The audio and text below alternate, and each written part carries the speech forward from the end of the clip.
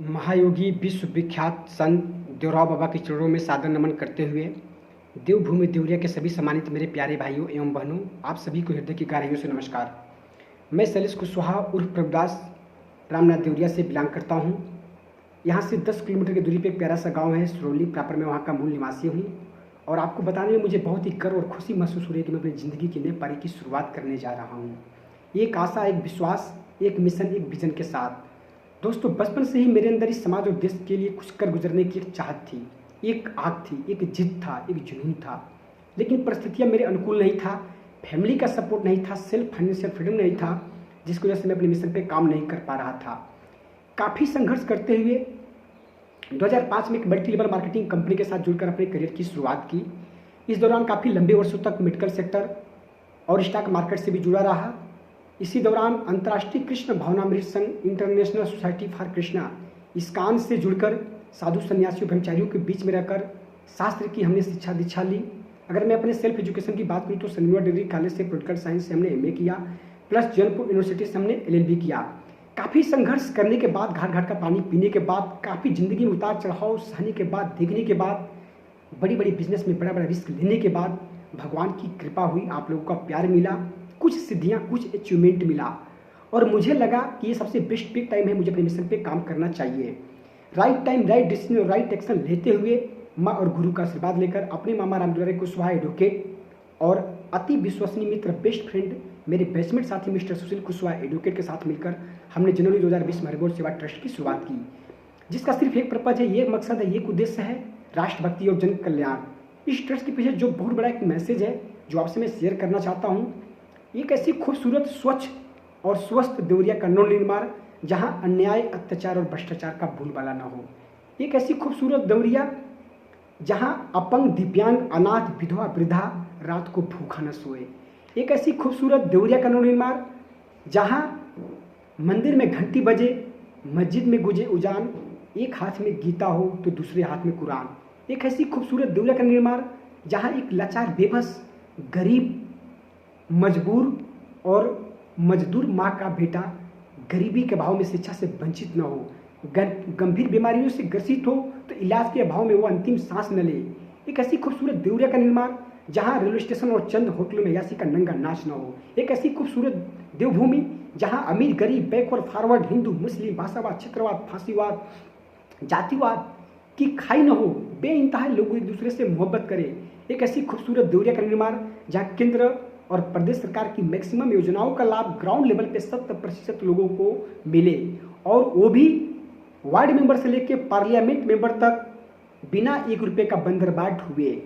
एक ऐसी खूबसूरत देवरिया का निर्माण जहां रात को 12 बजे सुनसान सड़कों पे अकेली माँ, बहन, बेटी बेबाक, निडर, बेखौफ होकर चल सके और उसके ऊपर कोई क्रिमिनल अटैक न करे।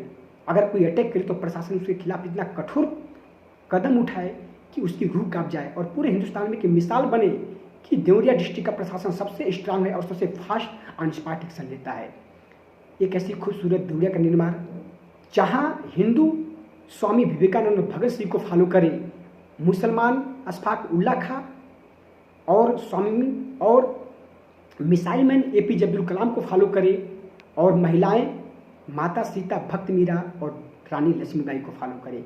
एक ऐसी खूबसूरत देवरिया का निर्माण जहां देवराव बाबा का भव्य दिव्य विशाल मंदिर बने और उनके तपोभूमि पे आजीवन 24 आवर लंगर चले। मैं जानता हूँ ये सुन के जान के आपको बहुत हंसी आएगी और मजाक भी लगेगा कि एक मासूम सा नादान लड़का कितने बड़े सपने देख रहा है। लेकिन मेरे दोस्त, इस दुनिया में असंभव कुछ भी नहीं है। Nothing is impossible in this world. इस दुनिया में असंभव कुछ भी नहीं है। यू कैन डू इट, आप कर सकते हैं, but this is problem that it is habit. आपकी आदत है कि जीत के पहले ही मैदान छोड़ के भाग जाते हैं। अगर आपने ठान लिया, संकल्प ले लिया, कसम खा लिया, अपने आप से कमिटमेंट कर लिया, तो नो डाउट आप कर ले जाएंगे, हम कर ले जाएंगे। बशर्ते विश्वास करना पड़ेगा। विश्वास में वो ताकत है कि पत्थर को भगवान बना देता है। मैं जानता हूँ कि इसके लिए बहुत बड़ी कीमत मेरे को चुकानी पड़ेगी, बहुत बड़े पापड़ मेरे को बेलने पड़ेंगे। इतने आसान नहीं है, ये बहुत बड़े सपने हैं। मैं ये भी जानता हूँ कि इसके लिए मुझे जेल भी जाना पड़ सकता है, मेरे ऊपर गोलियां भी चलाई जा सकती है, बड़े बड़े दबंग क्रिमिनल भ्रष्टाचारियों से बगावत भी मोल लेना पड़ेगा। लेकिन मेरे दोस्त, इससे मुझे कोई फर्क नहीं पड़ता। क्योंकि जाको राखे संयम मर सके ना कोई। जिसका रखवाला भगवान होता है उसका कोई भी पार बाका नहीं कर सकता। और मैं परमपिता परमेश्वर को साक्षी मान के निष्काम कर्म करते हुए राष्ट्रभक्ति और जन कल्याण का संकल्प लिया हूँ। इसलिए मुझे कोई फर्क नहीं पड़ता है, ना मुझे जीने की खुशी है और ना मुझे मौत का डर है। जीऊँगा तो अपने सपने के लिए और मरूंगा तो अपने सपने के लिए। और लोगों को ग्राउंड लेवल से इतिहास क्रिएट करते हुए लोगों को आपने देखा होगा, जीरो से हीरो बनते हुए लोगों को आपने देखा होगा, साक्षात जीता जाकर इसका प्रमाण है। ये गरीब माँ का बेटा चाय वाला हिंदुस्तान की राजनीति को पलटकर भारतीय जनता पार्टी के वनवास को खत्म कर जब इस देश का प्रधानमंत्री बन सकता है, जब एक गरीब माँ का बेटा केले के पत्ते पर खाकर हिंदुस्तान का राष्ट्रपति बन सकता है, जब एक गरीब माँ का बेटा इतिहास क्रिएट कर सकता है, जब एक पेट्रोल पंप पे रहने वाला इस देश का उद्योगपति बन सकता है, जब एक 70 साल का बुजुर्ग सन्यासी, इंडियन सन्यासी अमेरिका में जाकर इस्कॉन की स्थापना कर पूरी दुनिया में हजारों सनातनी मंदिर बनवा सकता है, लाखों भगवत गीता बांट सकता है, करोड़ों विदेशी भक्त बना सकता है, तो मेरे भाई मेरे दोस्त, आप क्यों नहीं कर सकते? हमने क्यों नहीं कर सकते? कर सकते हैं, बशर्ते अपने आप पे हम लोगों को बिलीव नहीं होता है। बिलीव सिस्टम अपने अंदर लाना पड़ेगा, ट्रस्ट अपने ऊपर करना पड़ेगा। एक जिद, एक संकल्प, एक नशा, एक पागलपन, एक कसम खाना पड़ेगा। पूरे हिंदुस्तान में देवरिया की अलग पहचान दिलाने हेतु, देवनगरी बनाने हेतु और राम राज्य लाने हेतु यही आशीर्वाद आप सभी देवरिया वासियों से लेते हुए मैं आपसे विदा होता हूँ। जय हिंद, जय भारत, सत्यमेव जयते।